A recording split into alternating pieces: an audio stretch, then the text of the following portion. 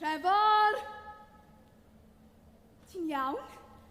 Ti'n edrych y beth ti'n bell i ffwrdd? Un arall. Ie, newydd o trwy'r drws. Bil treth arall gan gyngor Llynelli. Sdim synwyr yn hyn. Mae pawb ar y cyngor yn siarad Cymraeg.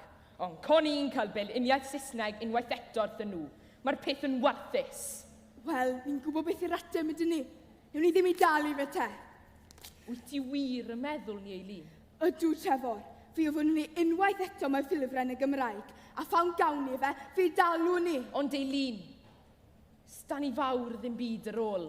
Ond Trevor, ni wedi gwrthod hyd yn hyn. Allen ni ddim ei ildio yr nawr. Dim ond tama bach o bapur yw e. Allen ni gyfeithi peth fi hun sy'n dod i hynny. Mr and Mrs Beasley! Chi to, sy'n bod nawr? O'r cyngor i ni, fi yw Mrs Davies. A fi yw Mr Lewis. Baileys i ni. Ie, fel na ddech chi'n gweud pob tro. Yn ôl o wybodaeth sy'n ni, dych chi heb taru'r dreth, ac felly rydyn ni ma i gymryd eich eiddo chi. Eich eiddo chi. Chi'n gwybod pam ni'n gwrthod talu? Strefnwch chi fy mod i'n cael y ffilifren y Gymraeg fe dalai swm heddiw. Dyma'r bumed tro i chi ddod yma. Sdim dodref yn y rôl gennym ni. Mr and Mrs Beasley, y cwbl rydyn ni'n ei wybod yw bod rhaid i ni gymryd celfi o'ch tŷ chi heddi, yn gyfyrth ar swm o 8 bent. Ydych chi eisiau grymu rhywbeth benodol? Sa eisiau chi gymryd unrhyw beth o'ma. Ewch chi nôl i'r cyngor a dod Mr Mrs Beasley, dych chi ddim yn deall chawn i then? Chi ddim yn deall. Chi'n ei galw mas gyfnod 8 mynedd bellach a dim i'r piano. Mrs Beasley, dod dim dewis gennym. Bydd rhaid yn yr piano. Ie, y piano.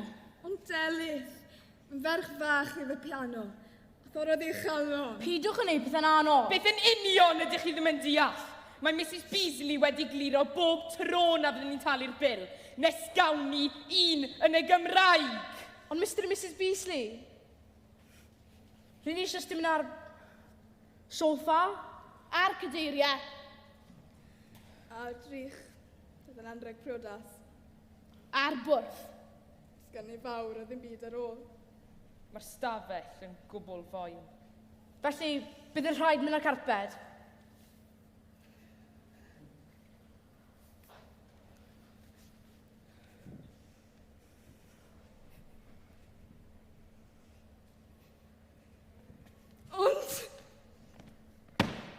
Ewch ar gadair hefyd.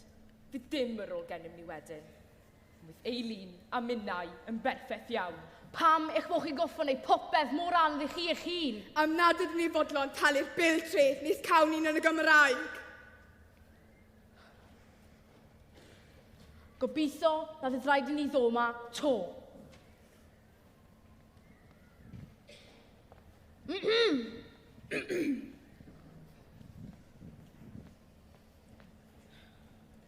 Fe ddown ni drwy hyn, Eileen, gyda'n gilydd. Gnawn, Trevor. Fi ddown ni drwy hyn. Penderfyniad, brwydro, aberth. Dyna beth sy'n rhaid ni gredu'n ddo. Ie, a chofi geiriau Mr Saunders Lewis. Nid dim llai na chwildrywad yw adfer iaith Gymraeg yng Nghymru. Drwy ddilliau chwildro, yn unig mae llwyddo.